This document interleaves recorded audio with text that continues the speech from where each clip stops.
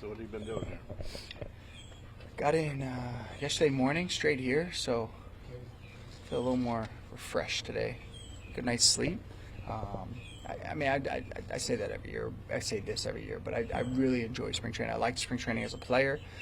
I really enjoy coming back now in kind of the smaller role that I do on a yearly basis. But really, really love spring training's energy, especially with a new group of guys that the Mets have now. Getting a chance to meet some of these guys for the first time. It seems there's just energy and enthusiasm in the locker room, and I like being a small part of that. And will you talk to or work with Bo Bichette at all, do you think? So I was excited and surprised when Bo reached out and asked if I was coming down and if I had a few minutes for him. So I'm not sure what direction that's going to go into, whether it's third base or New York or whatever the question set is. But I'm excited to spend some time with him. I don't think I could be wrong. Is he playing today? I'm not sure if he's in the lineup or not. No. So today would probably be the good day to do it since he's not in the lineup. So I'm assuming that we're going to get together at some point after this. You mentioned the energy and the enthusiasm from this group. Just what specifically from that has stood out from maybe previous camps? So I think that a big reason for kind of just the maybe higher level of energy than maybe previous seasons is there's a lot of new faces, and I think along with that comes guys want to impress their peers, that good first impression.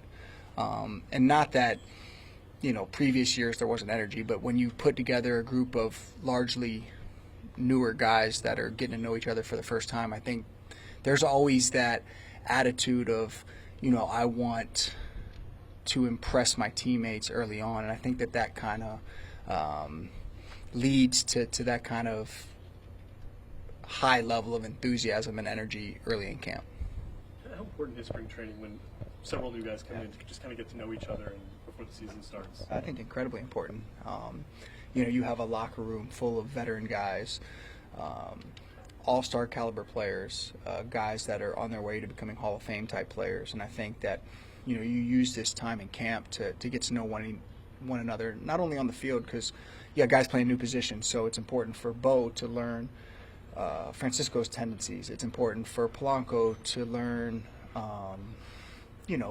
tendencies of just tendencies of feeling comfortable. Like I knew with Jose, I knew how he played certain hitters, so I knew where I had to play. I always kind of was the follower. Like I knew where he liked, so I had to kind of fill the holes. And I think that's going to take some time, to get used to with some of the new guys, especially I guess in the infield and the outfield, but also on a personal level. I think that guys really start pulling that rope in the same direction when they get to know one another off the field, and when they get to know one another, their kids, their families, what makes them tick, what motivates them. And I think that's what I always try to do in spring training, and I think that's what's going on right now is that, guys learning each other's tendencies on the field, but learning them on a personal note off the field, and I think that's what kind of makes things click. Carson Benj is the top prospect that might make the team out of camp. What advice would you give if he comes to you and says, how do you handle the expectations of being a top prospect in New York? What would you say? Well, it's different now than it certainly was when I was coming up with social media. I think a lot of these young players are tabbed as, a lot of times like saviors to a franchise, and I think that the advantage that some of the young players have in this organization is that you have, Francisco, you have, Juan, you have guys that legitimately can, change a game single-handedly. So, hopefully that pressure isn't to be this franchise-saving, player, just, the role that they get put into, just succeed at that and nothing more. There's a reason that he's, and a lot of these guys are as highly touted as they are. Now it's just a matter of going out there, learning from some of these veteran guys, learning from this coaching staff. I've got a chance to talk to a lot of these coaches over the last 24 hours, and I'm incredibly impressed by the coaching staff that they've put together. So, listen, learn, and then go out there and do what makes you successful and what got you to this point now to where you are one of the best prospects in baseball.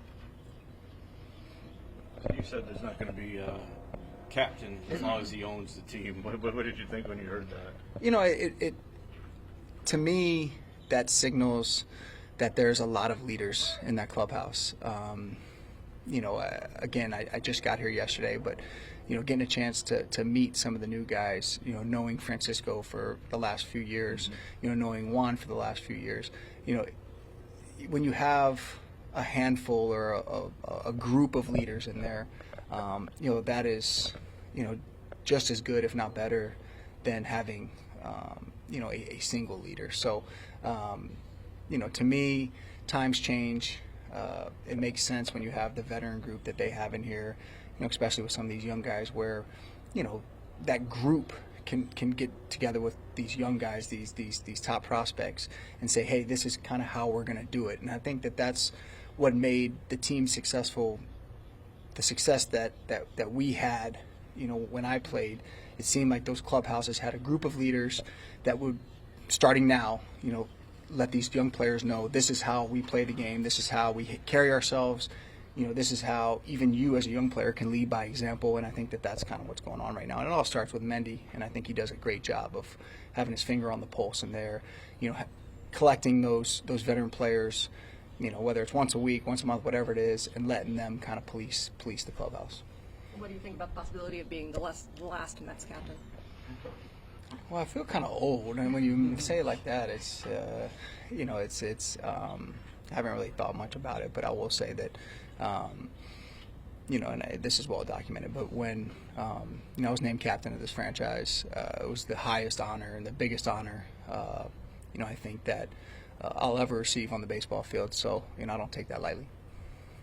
Change the name of your book to The Last Captain. It's too late. It's sold dozens of copies. Dude, I want to ask you about, like, how, in your view, how much hitting has changed since you retired? A lot. Yeah, because you hit almost 300 for your career. You have more hits now.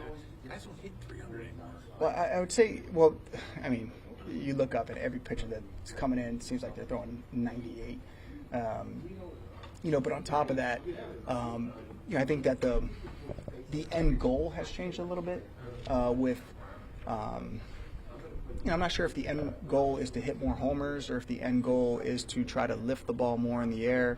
I talked to Daniel Murphy about this a lot, and that's kind of what changed his career, was that he decided to try to, you know, beat one player on the field, and that was the right fielder. You know, you hit it over the right fielder's head, you know, the only person that can make the play are the fans in the, you know, the first 20 rows. So, you know, the concept makes sense to me. I wasn't very good at that, so I had to stick to kind of what made me successful, and that's using all the field. But I can definitely see the trend in baseball changing to, you know, away from kind of utilizing, you know, the whole field, which was my strength, to now, you know, try to get the ball in the air as quickly as possible and, you know, hit it over the left or the right fielder's head. So, yes, it seems like the game's changing. The verbiage is changing.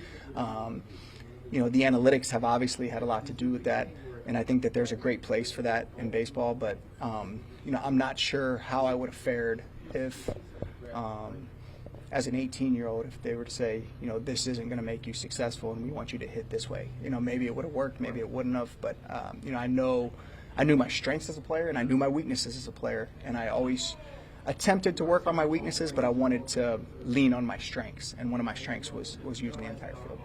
When back in your day, which wasn't that long ago, but like you hit the ball up the middle, it's a ground ball up the middle, it's a hit, right? And now it's an out. Like, Yeah, I mean, I think what the you're shift. supposed to do is try to hit up the Yeah, middle. I mean, I think that I'll never forget that what got me so excited is Art Howe, my first spring training. I was over here in camp, and we played an inter-squad one of the first days. And I think my first at-bat was like it seemed like a 15-pitch at-bat. I was fouling off pitches, and I was, you know, taking, you know, balls and swinging at strikes, fouling off. And I shot a ground ball, like a 20-hopper, in between the first and the second baseman to right field. And I remember Art pulling me aside and being like, that was a fantastic at-bat. And it got me so excited because, it's a 20 hopper. That was a base hit through the right side, but, Art Howell telling me that he was excited about that at bat. So, it kind of solidified that that's my approach. That's what makes me successful. And, that always stuck with me in that, that's got to be my game, is that I'm not going to, I might be able to hit 25, 30 home runs a year, but I'm not going to be able to just lean on that and be that type of player. Like, I'm going to have to use right field. I'm going to have to hit the ball up the middle. And that was, when my son hits now, like, I flip him from behind the screen, and my goal for him is to hit the top part of the L screen. So I guess that I'm teaching him the same way that I kind of learned. They were happy that you got the ball from the infield. They weren't saying it was a low bat speed or low exit velocity. Yeah, I'm not sure I would have turned too many heads with my exit velocity or bat speed, or, I look at Robert and, what he's doing on the backfields now to some of these minor league guys. And if I was a minor leaguer and I saw Robert come to one of my games and look like that and run like that and hit like that, I would have said I had no chance to play in the big leagues. So I guess that part of it has changed. And even, seeing the Yankee game, some of their top prospects, they look like monsters. They look like they could be suiting up in the NFL instead of playing baseball. So I'm not sure I would have fared very well in today's game. You made more progress on the Hall of Fame voting. Is it starting to seem a little more tangible? Like, hey, I don't know. I take it as the biggest compliment. Getting a chance to survive a ballot, survive 2 ballots, survive 3. But it's just, it really is kind of a pinch me moment. The last 3 years when I've survived the ballot, that, it's an incredible honor. It really is. I never, ever, in my wildest dreams, would have imagined that I would, get a chance to survive 1 ballot, much less 3. So really, really cool. And each one of those I have framed in my office because that's how much it means to me, just being on that ballot. and what do you think of Beltran getting the vote? Well deserved. One of the most complete 5-tool players that, at least in my time of watching baseball, since I was a kid to this point, one of the most complete 5-tool, smartest baseball players that I've ever seen on the baseball field, and well deserved. You can't name one thing that he was not good at. One of the best defensive outfielders, great throwing arm, steal bases, run the bases, fantastic, hit for average, hit for power, clutch. I can't say enough good things, and it's well deserved that he's in the Hall of Fame. What's the biggest thing you learned from the young player? So he pulled me aside. It would have been my second year. We signed him. I used to come down every year they did like a little mini camp in January, and I think we had just signed him, and they were showing him around the facility. And he pulled me aside. He knew my name, which I thought was exciting as a 23-year-old, 24-year-old. I had 1 year in, and he knew my name. So he came up and he was like, "Hey, you're going to be with me in the spring." And I had no idea what that meant. So in the spring, he had his own trainer that he worked with away from the complex. And whether it was before the workouts or after the workouts, we'd go work out at a local gym where he reserved a space for us. And the workout kicked my butt. And then on top of that, he'd be one of the first ones in the cages in the morning. And just seeing his work ethic in a guy that had just signed for, at the time, one of the biggest contracts in baseball history, the work that he was putting in right after signing that contract, it was eye-opening for me. And I knew as a young player that if I were to be able to compete with the Carlos Beltrans, that I had to put in at least the type of work that he was putting in. What have you thought of the stacked USA roster in the WBC? If you've had a chance to watch any games, It's that the WBC is one of my favorite, events. Just representing your country. I always got overlooked and passed on as a amateur when it came to USA baseball. So I wouldn't say I always had a chip on my shoulder, but I always wanted to represent my country, and getting a chance to do that twice meant a lot to me. And I took it very serious. And now to see, guys wanting to do it, and especially some of the starting pitchers, wanting to be involved and wanting to, win the WBC. For me, it's must-watch TV because, I like it that much and it means that much to me. What do you think of Frenchie getting a new contract? Did he? Yeah. Multi-year extension? Yeah. Good. Maybe he can pay for some of the dinners that I used to pay for now. So, now that he's making that cheese, maybe he'll take me out to dinner every now and then.